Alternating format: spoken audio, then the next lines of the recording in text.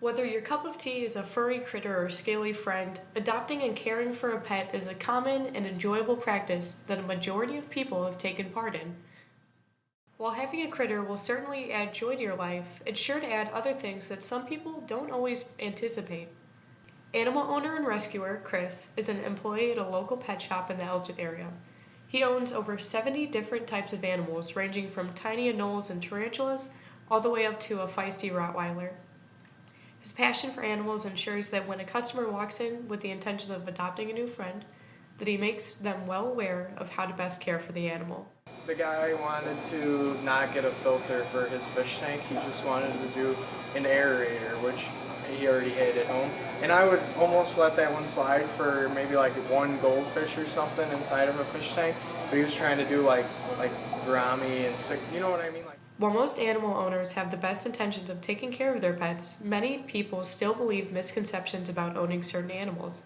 One example of this is owning fish. It's stuff like the water conditions, not having fish tanks set up when they bring them, before they bring them home, so thinking like, oh, I'm gonna buy the fish tank and buy the filter and buy all this and then set it up when I get home and throw the fish right in. Yeah. It doesn't really work like that. You have to have an established tank already. The microorganisms inside of the fish tank have to be already living and already have to be nutrient rich.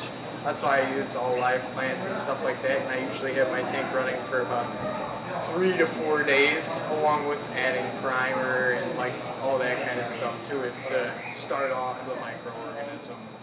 Owning animals requires research and daily care and upkeep.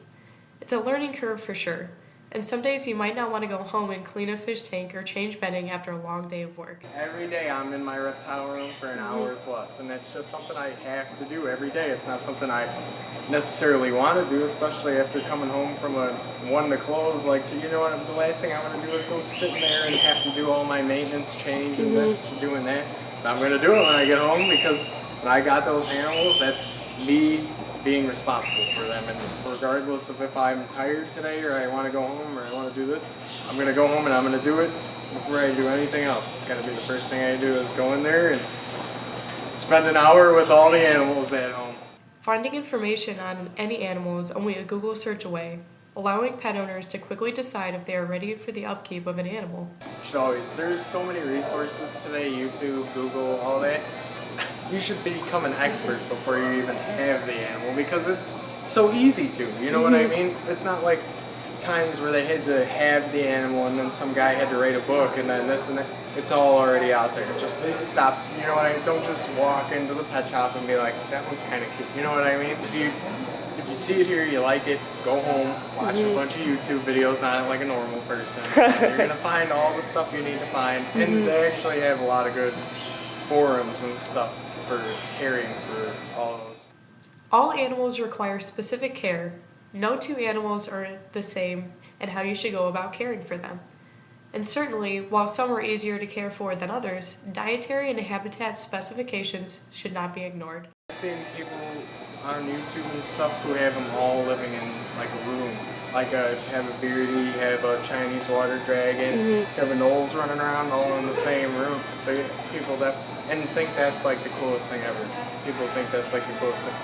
Easily any one of those lizards could kill and eat each other. And at any given moment, any one of them, everything's got to be to the specifications that they're supposed to be living in. You can't half do things with animals.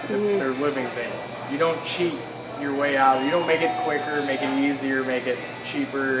You don't cheat your way out of animals. It's a living thing's life that you're playing with. There's no cheating them out of it. We owe them that for getting them. Adopting a pet is a rewarding experience that provides companionship and joy. And with the proper knowledge, you can ensure that your new friend can live a long, healthy life.